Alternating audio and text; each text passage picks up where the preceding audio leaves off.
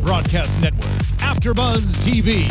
Over 20 million weekly downloads in over 150 countries, and your #1 source for after-show entertainment.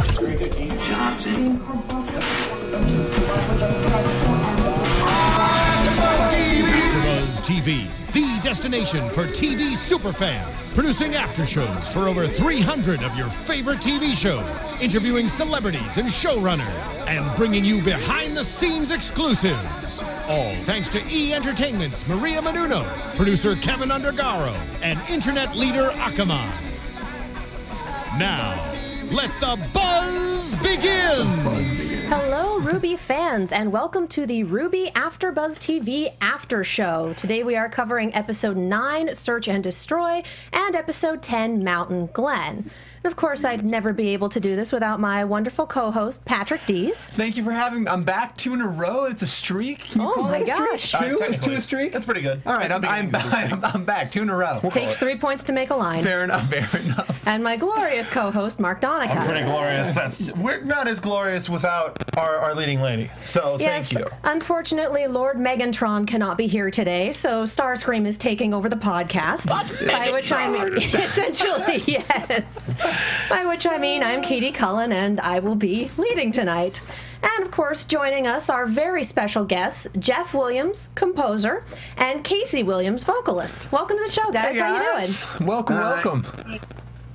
So, the music, I have to say the music in the show is absolutely fantastic. Just want to give everyone a little round of applause. Yeah. An award-winning round of applause. Yes, an award. Congratulations. Thank you. So, what's the process for composing? Are the scenes already animated when they get to you? Do you sit down with Miles and Carrie and Monty and talk about what you want to do? What's the process? The process changes as we go throughout the season. We usually start off pretty solid, and there's a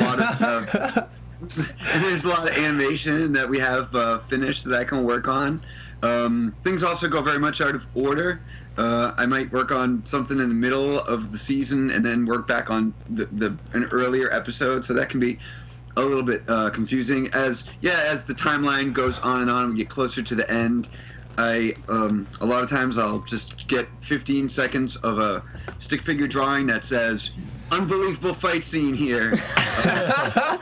Kind of imagining some of it, but we've been doing this for a while, so we're used to that.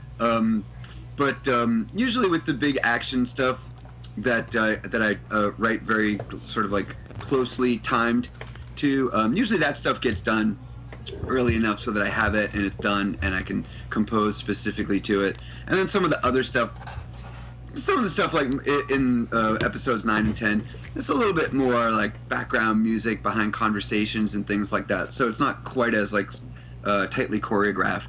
But Rooster Teeth, actually, they have a pretty good, clear image idea of what they want for most of the music through most of the episodes. All right, have they ever come to you with a rush job? Like, we forgot we need this scene to have music, please help? Yeah. We've interviewed a lot of people, and I think hands down that's my favorite answer thus far. That's fantastic. Well, so what's been, for people who don't know, kind of what's been your relationship to Rooster Teeth prior to RWBY, and how did you guys get involved? I mean, everybody's loved it, but kind of what was the process of getting here? Yeah. Forever ago, I worked with a girl who was in a band called Trocadero. All right. Well, that explains that. All right. Trocadero wrote the original music for Red vs. Blue for all those years. So she just came to me, and I was mostly just running a recording studio at the time. And she said, this was 12 years ago, like Red vs. Blue season 1 or 2 or something like that, I believe. And they just wanted to come to my studio and record a CD. And I was like, you can do that. You have money? And they said, yeah. That is the golden question. And I'm like, I don't know what that is, but just come over and we'll just record it. And I hit it off well with Nico, and we did a one-season Rooster Teeth series together called The Strangerhood, which was kind of a funny reality show type thing based on The Sims. The Sims, yeah. Yeah, it was coming kind back. of a good show, but didn't get off the ground so much. But so I worked with him on that. So that was my original introduction to Rooster Teeth, and yeah, I didn't do much for them for a few years. And then when they brought Monty on to do Red vs. Blue season 8, they knew they were going to need some like bigger action music and orchestral and stuff like that. And so someone said, "Hey, you should talk to Jeff about it." So so I started just writing them some music and just kept kind of throwing everything at it from there up. All right, fair enough. So what was that initial, it really interests me about all of this process. What was that initial conversation like? So they come to you, you know, but what did they bring to you, kind of concept drawings, or what did it initially look like when they say, hey, we've got this show? Because I think Ruby's hard to sum up in a sentence or two. So what, you know, how did they approach you about it? Oh, for Ruby. Yeah. Yes. Specific. Right, so that was the deal, is that as after a few years, we kind of wrapped up the story that we were doing in Red vs. Blue, and it was the idea that Monty, the animator Monty Ohm, that he had this new show. And I guess it was just at that point, it was just kind of natural because I had written. It's like Monty just goes around kicking things, and I just follow him around with a guitar, kind of. So it was just kind of a natural thing, I guess, that that I would just do the Ruby stuff. So Monty's from, we're up in Boston. We're not in Austin, which is one thing that a lot of people don't realize, that we're not in Austin with Rooster Teeth. We're up here in Massachusetts. But Monty is originally from Providence. So Monty would come back around the holiday, and we would just get together with him and just sit in a restaurant all day while Monty would just like tell us these incredible stories about what Ruby was going to be and show us these pictures and these ideas and jump around the restaurant. Yeah. So yeah, it's like that. It's like that. So coffee with Monty means that you get the entire story. I think legit. We have a goal. As if I wasn't jealous enough about Monty. Like breakfast, lunch, and like snacks with Monty to like try to keep up with everything he's telling you. Yeah. Excellent. Like awesome. I've always wanted somebody to follow me around as I kick stuff and play music, so I'm like incredibly jealous of Monty right now. That's awesome. That's fantastic. Thank you for the best mental image I've had in a week. Congratulations again on the Streamy. Were you able to come out to LA for those? Yeah. Casey didn't want to make it out for it because she had just started school, and makes sense. Yeah, if you can imagine, I'm like, no, you can miss school, and she's like, nope, I'm going to kill it at school this year. So respect. Yeah. Actually, it was a really interesting award show. It was very cool. How they or why they had Starship perform was kind of an interesting, kind of a last minute kind of thing. Sure. It sounded like it was very last minute. Starship, like from the 80s, Starship. And yeah, that was the sort of headlining performer at the end of the show. Last year it was Vanilla Ice, so it's kind of Yeah, really? And he did the Ninja Rap too. You're damn right. Like, yeah, okay.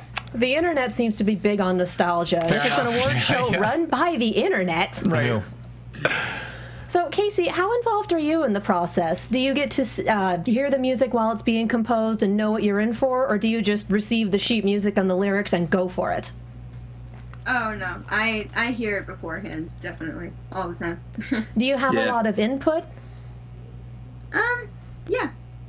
We go back and forth a lot on what different tones we want for the sound, for the song, and yeah, I definitely get the stuff beforehand. Sometimes I give advice on how I think it's sounding, you know, like, Case, like, what do you think about this? And I'm one of the most honest people out there, so I definitely am probably a good source for whether something sounds good or not.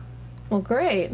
A lot of that's we just good. feed each other music back and forth, like, constantly, you know? It's just constantly, like, listen to this Michael Jackson, listen to this Sleeping with Sirens, listen, you know, we go back and forth, like, music, like, just all day, every day, just like, did you hear this? Did you see this?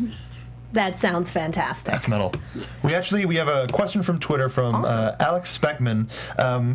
For both of you, what's been your favorite song to either perform or write for Ruby? Super hard. Some of them I haven't heard yet, so. We like some of our new songs. Pre-order the season 2 soundtrack now. Exactly. There's some new stuff that we're pretty excited about. That here, wait, whisper in my ear. Okay, everybody, expert. Well, we can say that fans think that we're such teases, and we don't mean to be, but we just we're excited about the new. We're always excited about the new stuff. No, you can tell. You can definitely tell. Give us an AfterBuzz exclusive. The end credits song for this year's final episode and for the DVD. We're pretty excited about that one. So Casey says that's one that she's really psyched about. So that's cool. Something else to look forward to. Yeah. I don't know. I guess I can't really say. It's really hard for me to think about favorite anything. I don't know. Yeah, no, that's really fair. It's like choosing children, the song right? Gold a lot. That's like this disco song that's on the last year's soundtrack, and it's a pretty fun one. You know, I mean, we're kind of known for this super intense rock stuff, but it's a really kind of a sweet, kind of 70s disco kind of a song. So it's that one's more kind of my speed. I'm super down. All of the tracks have their own sort of voice in relation to where they are in the show and for what characters they're supposed to be, and that one just takes you away to a different place. It's really cool. Yeah, it was cool. Just thinking about the story of Yang and Ruby, and just, I mean, my imagination sort of drives a lot of this stuff, and fortunately, so far, the Ruby team and Rooster Teeth haven't said you shouldn't say those things, Jeff. We're not but with that, it was just kind of well, I mean, we know that Ruby lost her mom when she was young, and we know that Yang is her half sister, so she went to live with her. So there's this idea that Yang was just the older sister who was trying to comfort Ruby. So that's where that song kind of came from. Yeah. Gotcha. Beautiful. I've got a couple of questions from the chat if you guys are ready. So they want to ask specifically, Casey, 2 questions for you. They want to know, do you play any instruments? And then what do you do specifically to warm up your voice before recording? All right. I do play some instruments. I mainly play piano, and I started that maybe a year ago or a little less than a year ago now. And I've played some instruments in the past. I know a lot of the basics of drums. And I did play violin for a really long time, but I don't do that anymore. But I mainly focus on my voice and my piano playing. And to warm up my voice, most of the time it's just screaming my head off in the shower, pretty much. You are one of us, for sure. That's impressive. It's an hour and a half long shower. That's right. Getting very clean and very warmed up. A lot of rocks screaming going on there. You gotta go to acoustics. Yeah, I'm always you're gonna have to sing a little while. Guess you'll be in the shower for the next hour. How was your experience with the drums? I think mine to this point has been trying to play Rock Band on the very easiest setting and being terrible. It's green, blue, damn it. I'm the worst. What did you do specifically I want to play drums. I can teach you to play drums. Yeah, okay, I'm going to take you up on that. I think after that. I'm a hopeless cause, so we'll see. Skype drum lessons. Trying to get rhythm on that, it'd be so hard. The lag. Just the lag. I don't. So do you guys, another question from the chat, they'd like to know if you guys, either of you, have a favorite Ruby character in general. Somebody you identify with, or somebody you just think is the biggest ass kicker. I don't know. I go first? Sure. I don't know. I mean, it's hard not to love Nora. Yeah. All right. It's very hard not to love Nora. It's hard not to love Nora just because she's just so, I don't know, she's just so funny, and she's just so adorable and breaking at the same time. She's very bombastic. She is. There you go. I'm going with Nora. I don't know if I have. I mean, I think I can pinpoint a specific favorite, but I love mostly all of them for their specific aspects and characteristics, and maybe even costumes or weapons. Ruby is my favorite for her costume and her weapon, but Blake is my favorite for her faunus aspect. But I think maybe Sun is my favorite. Okay, all right. He's just great. He's just really awesome. He's just fun. Yeah. Some intangible sort of fun. Yeah. On that note, and Yang is just also so fun. yes. You know, and she is so much like Barbara. So to love Barbara is to love Yang, is to love Barbara, and we love Barbara. I would imagine that Barbara explodes slightly less often. Yeah. I'd like to hope that. So on that note, we're going to go ahead and start the recap for episode 9. Feel free to join in. Okay. So we start off with Team Ruby, back where episode 8 ended, realizing that they are going to be shadowing Professor Oobleck, or as he is quick to tell them, Dr. Oobleck. He didn't earn a PhD for fun. This is, you would earn a PhD? I'd totally earn a PhD for fun. Would you earn your PhD in dance? Yes. Yes. Because that's fun. Dance is fun.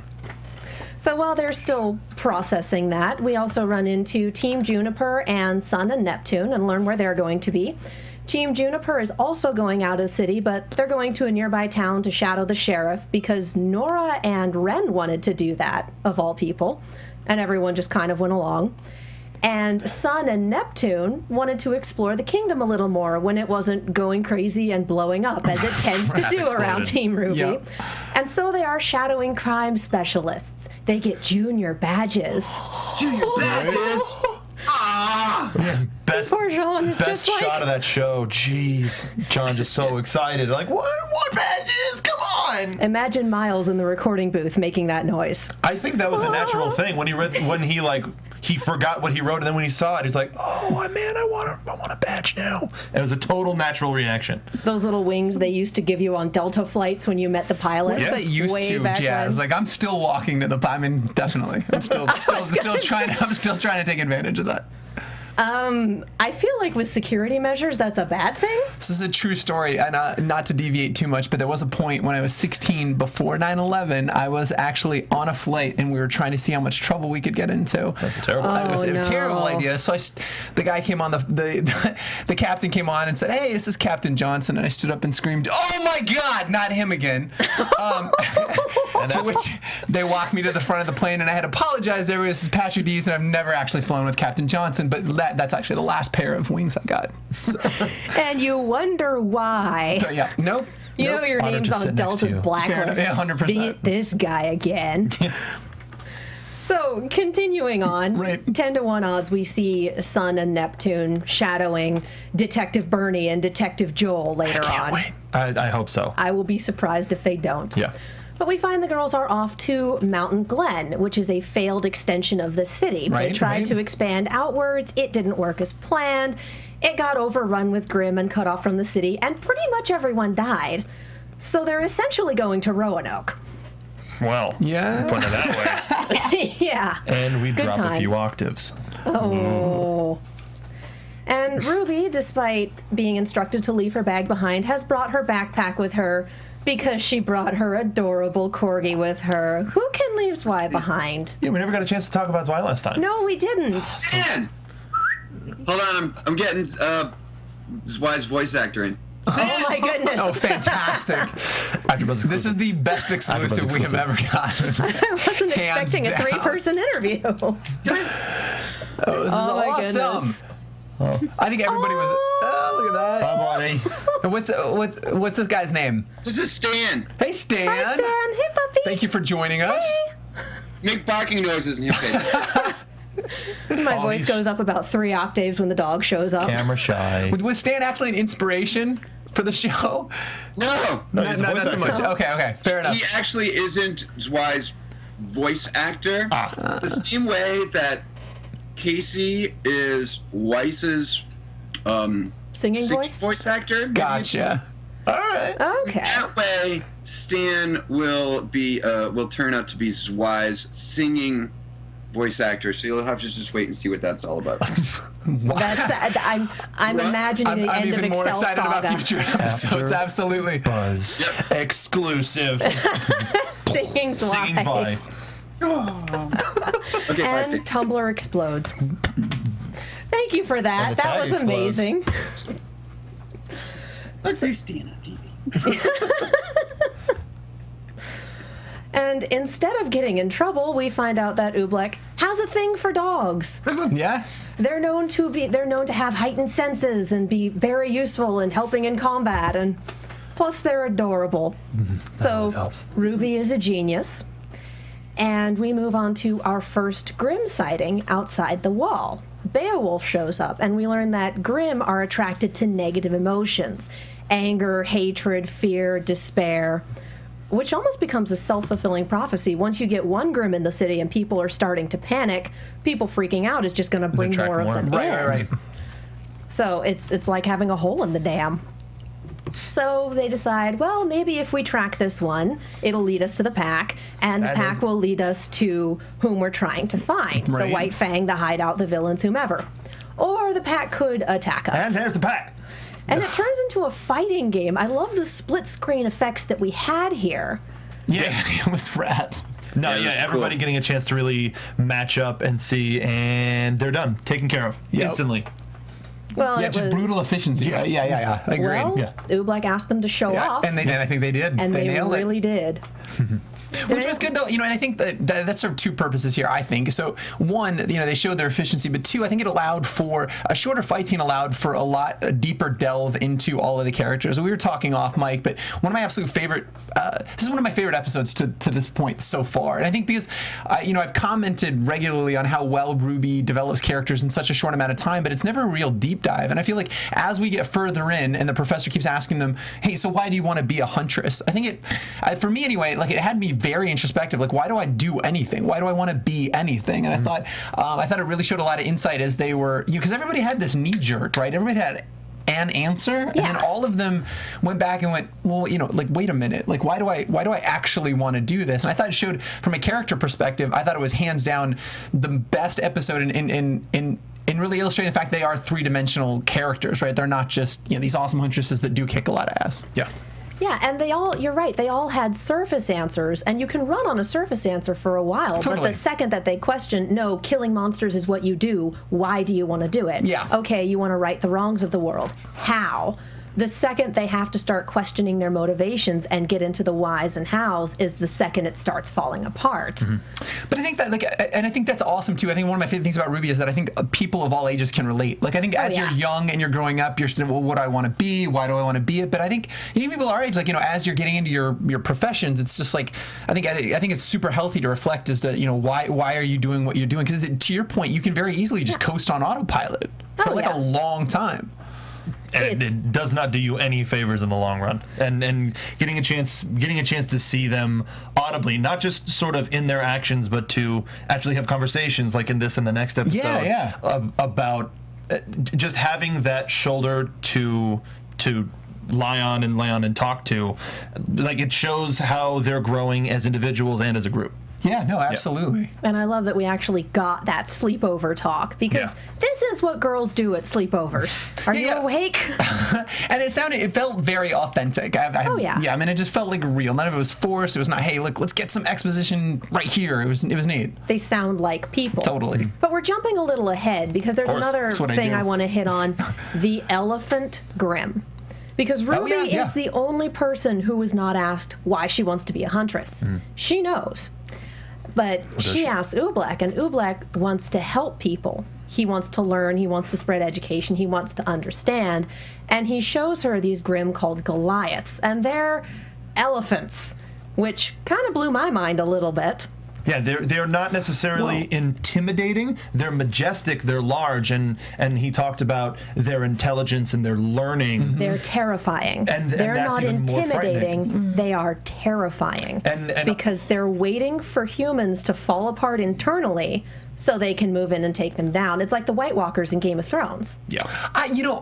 Yes, I want to agree. I think, but to a certain degree, it's a good device, right? Because they're making them a little sympathetic. Like, who wants to kill an elephant, right? Like, that imagery was very like, okay, they're majestic, they're wise, all of these things, but it very much, I think, had you empathize with them as a foe a little bit. Me anyway. Yeah, no, it wasn't. I'll agree with that. Yeah. It wasn't just like it gave them the mind. It turned off the mind behind this killing and made you go, okay, well, they might be attracted to all this negativity and stuff, but why and what made them that? It made you question it more than them just being fodder. Yeah. And Oobleck's attention to history also. I liked seeing him getting rounded out in this too. Well, because her knee jerk was what? Like, hey, let's kill it, and then let's take a step back and really examine. Let's talk about where this came from and where we're going. Right. So we need to wrap this up a little bit. Sure. Okay. Do we have any final question from the chat? Final question from Twitter? I have a final question from chat. I'll go really quickly. Guys, for you two, if you had a weapon, would it be music related? Would you have a guitar that also turns into a gun? What would it be? All of chat wants to know.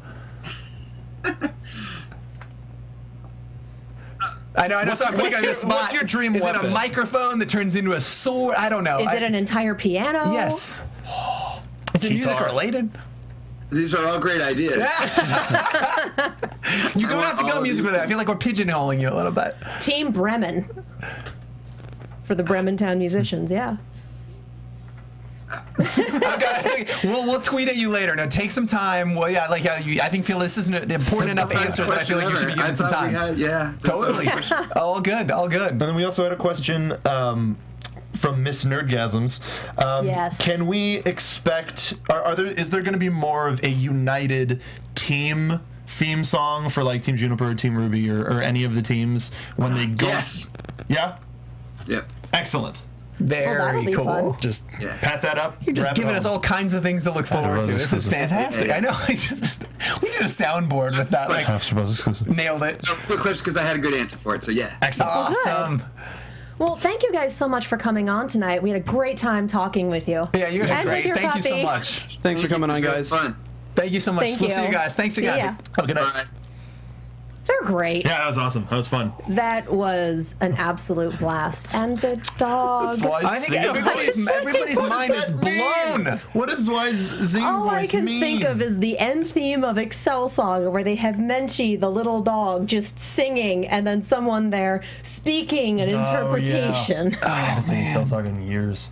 I absolutely hope there's no words. That it's just subtitles, like somebody just like singing in Klingon or fantastic. One person can understand him, and it's like, this is such a beautiful song, and everyone else is like, cover his ears when she told him to. That's awesome. And that was barked once and not twice. Absolutely.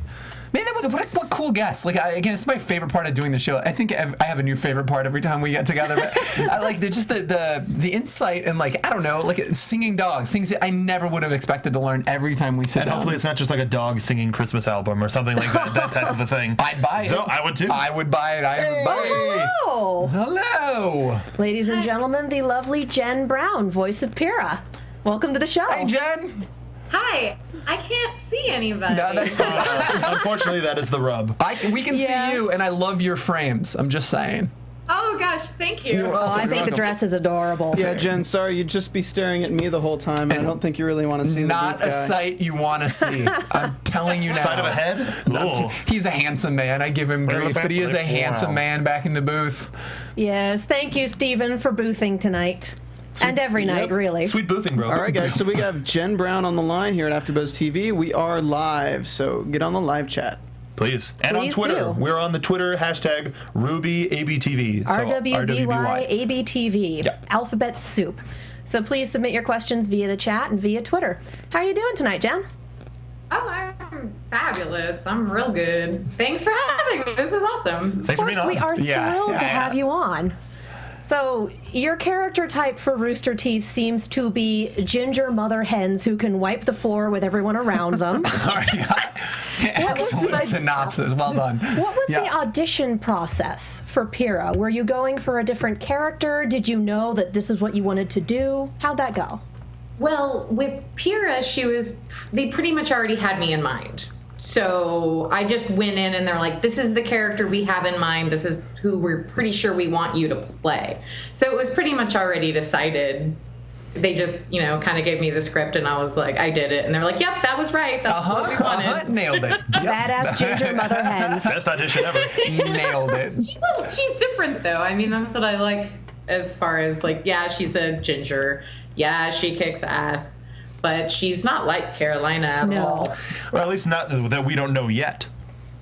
Well, We're in stunningly North capable. Carolina, And but- representing the gingers here, I'm just taking umbrage in the fact that everybody's shocked that a ginger can kick some ass. That's all I'm saying. I know you can't see me, but I'm just I'm taking up for gingers everywhere. We kick a little bit of ass on the road. We know that gingers are dangerous. I know some pretty tough gingers.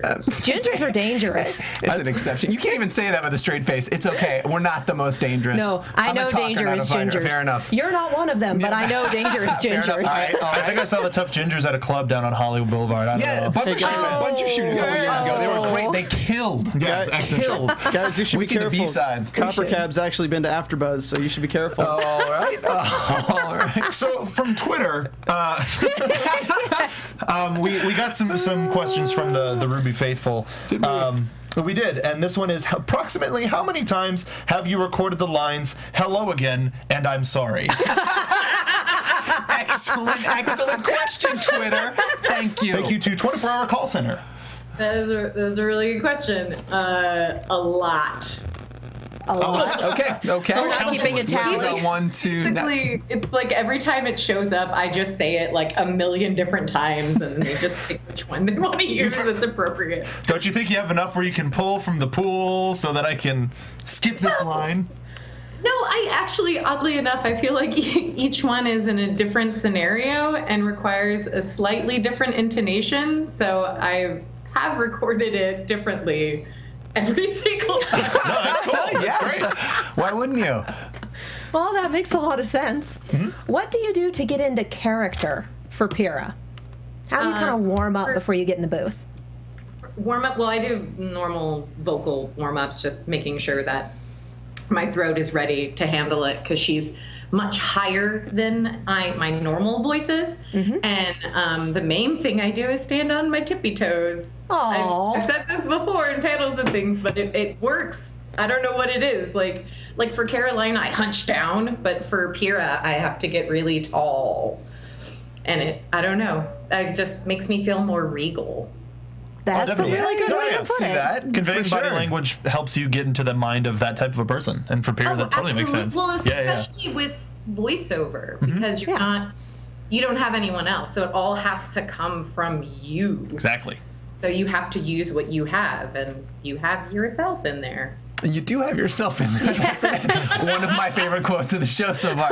Fantastic. What do you do to get ready? Like when you're getting ready to have yourself in there. Like what do you get in a specific mindset, or is there any routine that you have before you sit down to record? Stand up tall to record?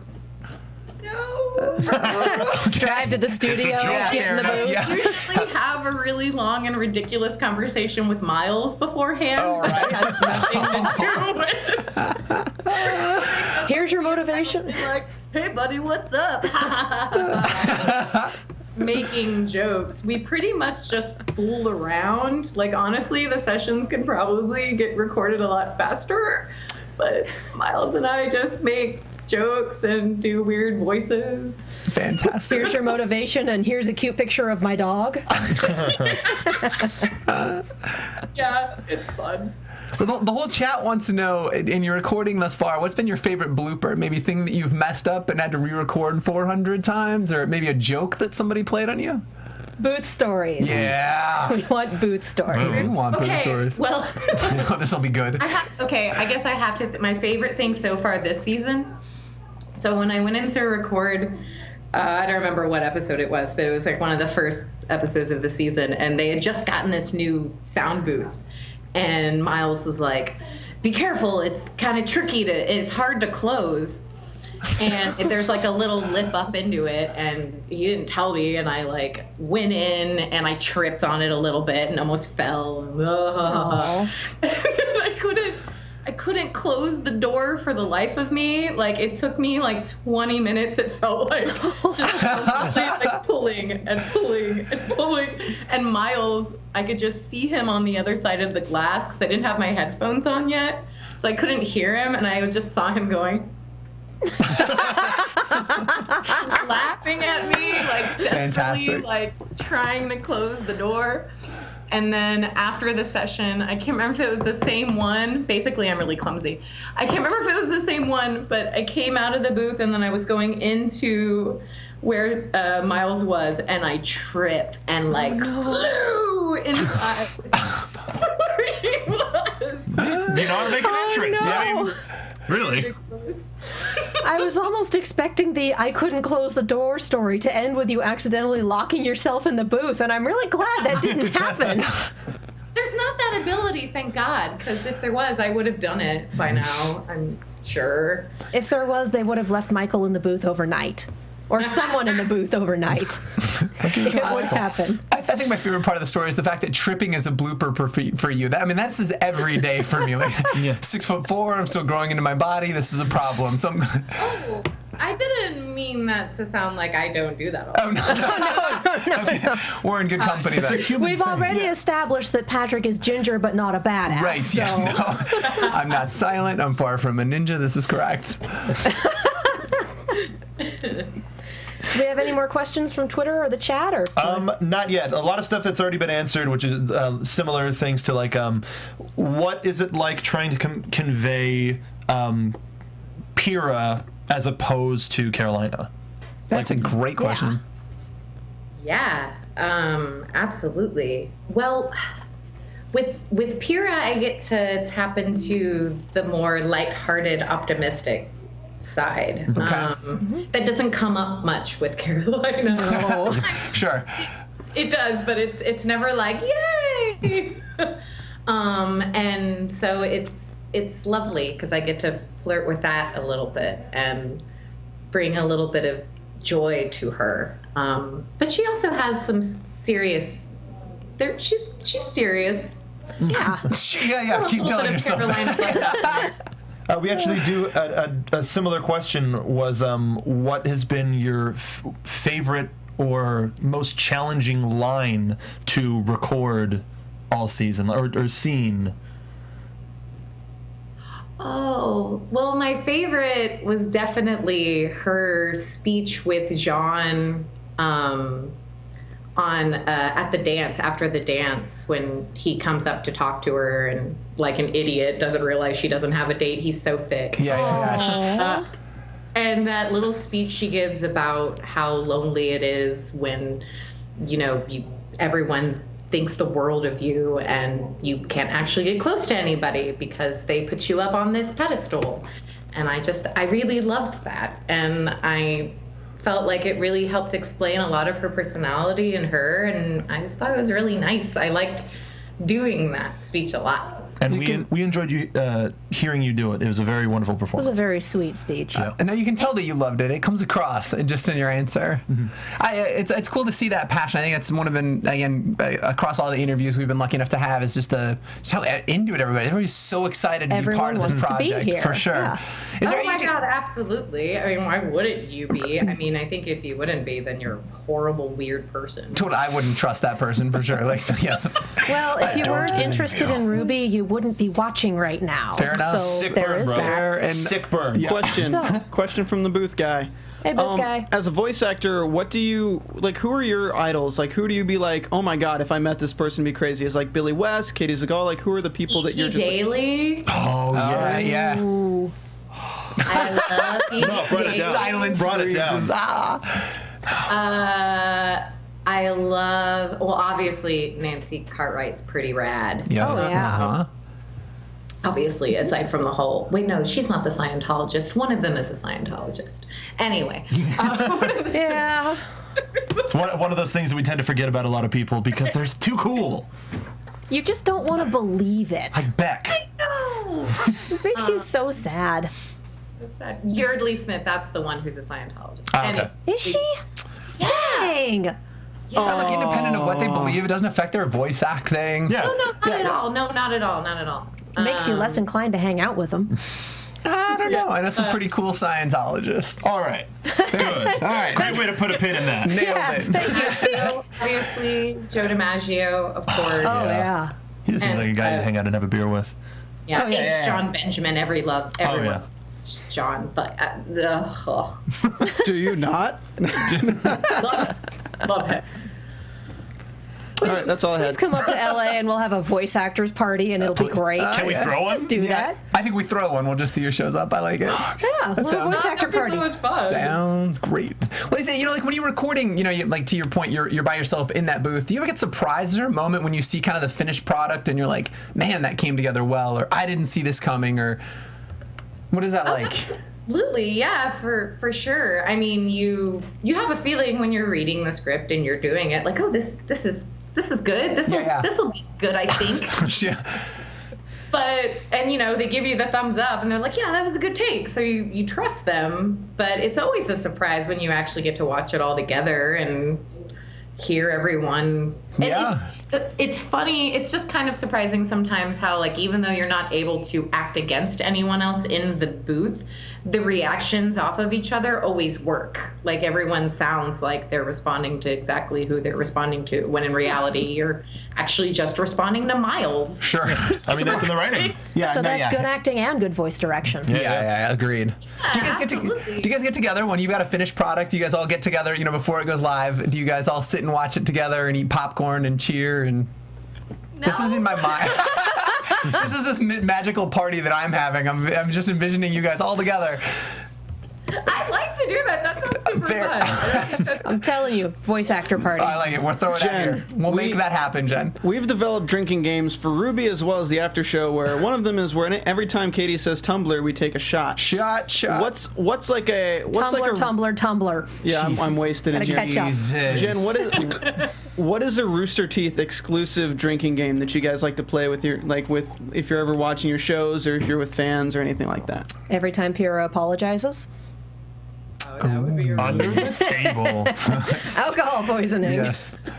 God, I've never played one. I should totally. I've never thought about that. Maybe it's because I'm like old and drinking games. I don't think about drinking games anymore. No, this is a good thing, right? Like, this is, Voice actor this party. is think of like a nice themed cocktail. Like, I'd like to make like a cocktail. What would be in a Alright. Pyrrha? Oh, excellent. What type of drink would it be? A mojito, a martini? Oh, it could be an egg white based drink. Absolutely. Something classic, smooth, but with a little bit of kick. You know, that whiskey and the egg white with like some lemon. This isn't a fictional drink. You've had a Pyrrha or three right now. I feel like And a little bit of grenadine on You came top by for the had a- ginger. Had a Pyrrha before he made this appearance. Excellent. Right. Last question: is that a banana tattoo on your arm? Oh, yeah, it's my Velvet Underground Warhol. Fantastic. Nice. Yeah, Oh. fantastic. Not that you needed our approval, but we do love it. You know what? I have been waiting for that. Have you?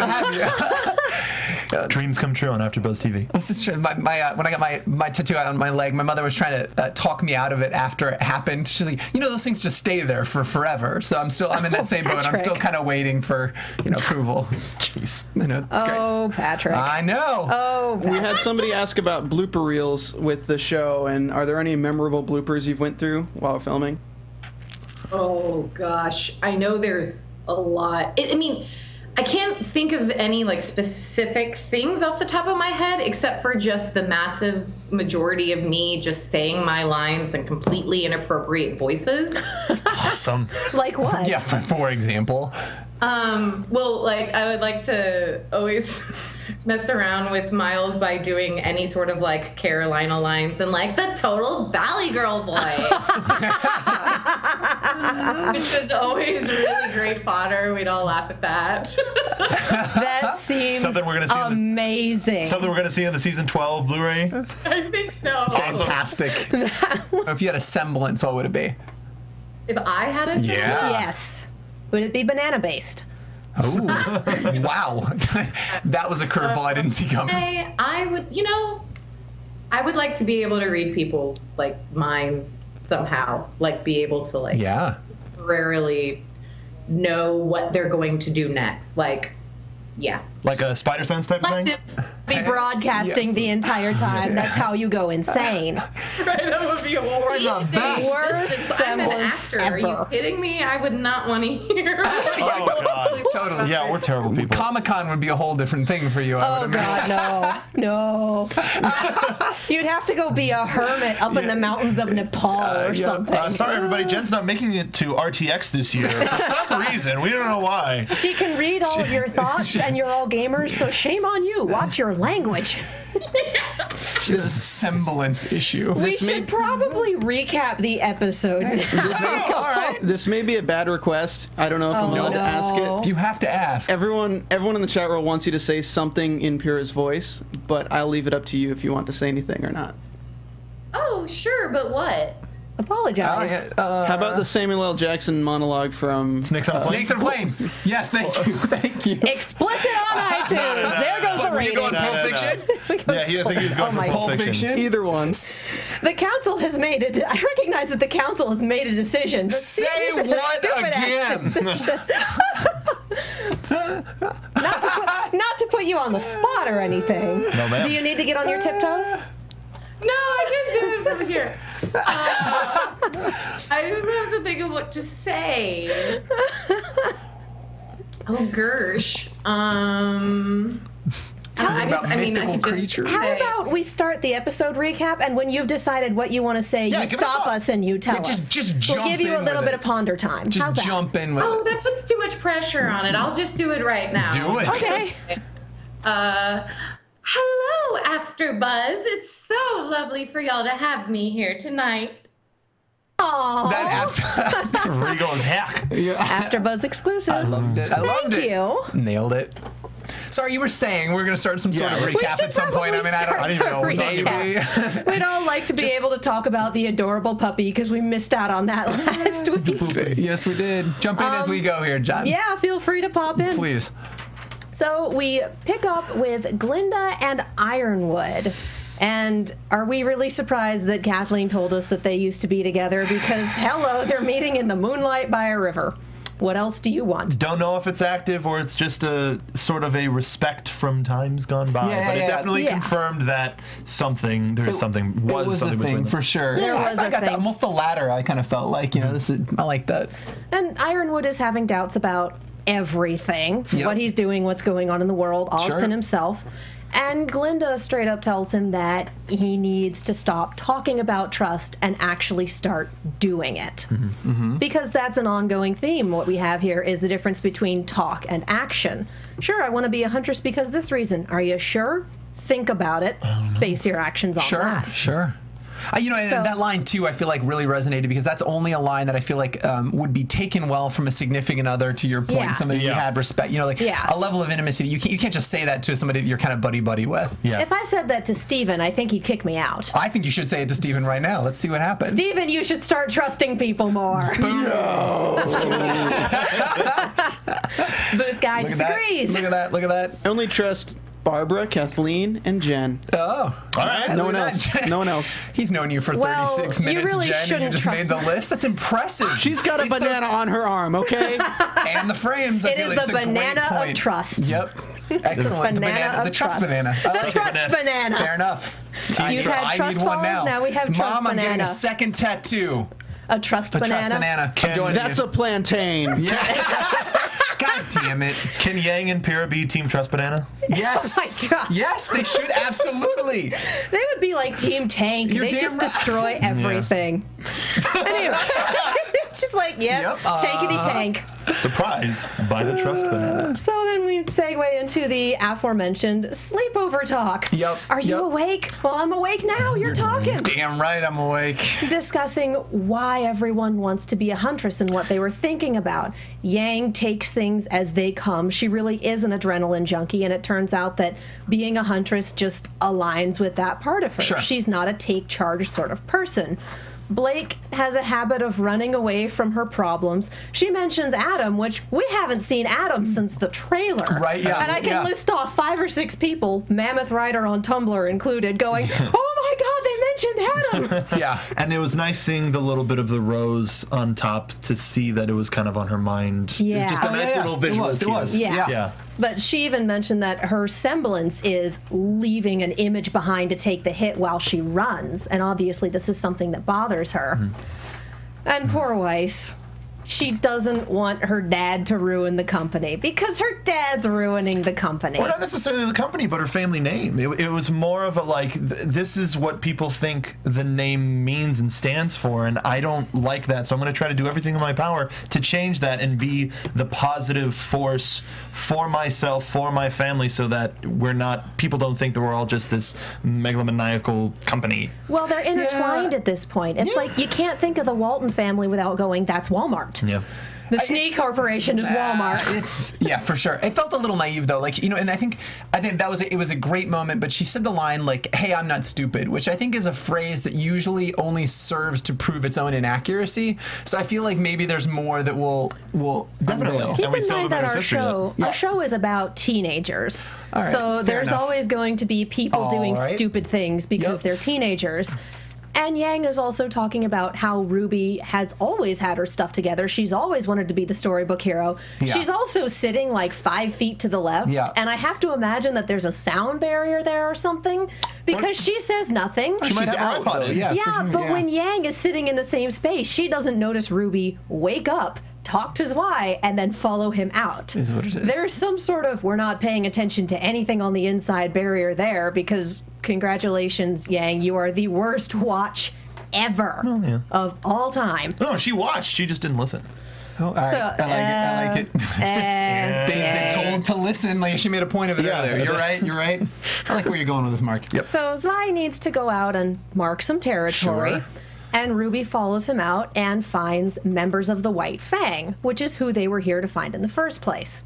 So instead of getting her teammates and risking losing them, she follows them, acting like a ninja when she really kind of isn't. I love the exaggerated Scooby-Doo sneaking around that she's doing in the background here, while these poor flunkies are just talking. You hear something? Nah. I half expected them to do the, hey, you ever know why we're here? Yes. Yeah, that would have been amazing. It's one of life's great mysteries, isn't it? Wow. I mean, why are we in this abandoned city in the middle of nowhere? So good. What? Hey, No, Tumblr, rewrite that conversation for White Fang. I'm waiting for it. I did admittedly in the first episode I really dug the Tussles Brussels Yeah. Priceless. Yep. Well, and Those beats. Ruby's still following Zwei, and she falls through the pavement. The infrastructure in this city is obviously having issues because she falls through the street and winds up in an underground city. Mm-hmm. And all I can think of is Attack on Titan, because the underground city is not a good place to be there. An underground city is very rarely ever a good place to be. No. It was interesting to see that how big the cover up for that area was. That they had the underground city, but then they built the city over it. Yeah, we just have no idea how deep this thing goes. Right, and that in two aspects. In more than one Politically way. and physically. I see what you did there. So she fell without her weapon, so she's essentially defenseless, and the White Fang takes her to the boss. And we get Torchwick back. So hopefully Neapolitan will show up again, because half the fandom really, really wants her back too. Where's she been? A little bit more explanation. So we see him. Swap back to her teammates, who are only just realizing that, oh, she's not here. Right. You think we should maybe go find her? You think? So they go down, and Oobleck realizes, we're not looking for an underground crime network. We're looking for an underground crime network. God, Joel was so on point these two episodes. Yeah, agreed. Agreed. He was the best choice for this, and the writing for Oobleck is absolutely hilarious. Top tier. Continually repeating himself. But he tells us that there used to be subway tunnels under the city, that they were connecting all the different parts of the city because the kingdom is huge. Right. And that when the city started to be overrun, everyone moved underground. The caves that were going to be used for subway tunnels became cities. They started building in there. They became a subterranean people. Oh, there's have we disconnection lost with Jen? Jen? Oh, We're gonna try again. Okay. Oh, she'll be back. Yeah. She always comes back.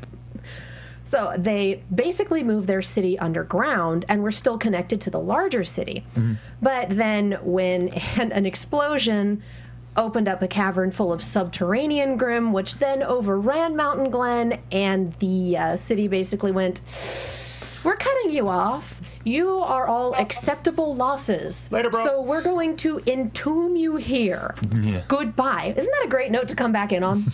Welcome back. Hey, death. Hey, We got a cavern full Ladies and of dead gentlemen, Jen people. Brown.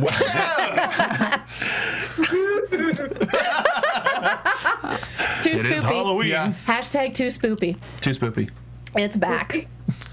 So they're basically going underground to try and find and save Ruby. And Yep. the ending scene is Oobleck showing up 15 minutes late with Starbucks as he pulls out his thermos and it becomes a weapon. Thank you. Very good point. Somebody on Twitter pointed out. Does that mean he's been drinking his ammo this whole time? That's fantastic. Like what is it? I like to think it's versatile.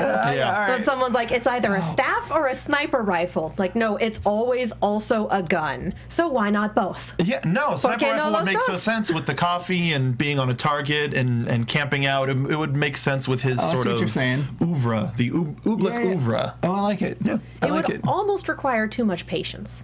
True. That's a lot of staying in one place for a very long time. Yeah. I was so excited when you broke that out. I literally, it was one of those things when you watch with that first episode and he was running around with it everywhere. It was like, you hope, but you don't want to get your hopes up too much. And then as they ended, just bam. And then there First it time I is. slow clapped at the screen. I was like, thank you, Ruby.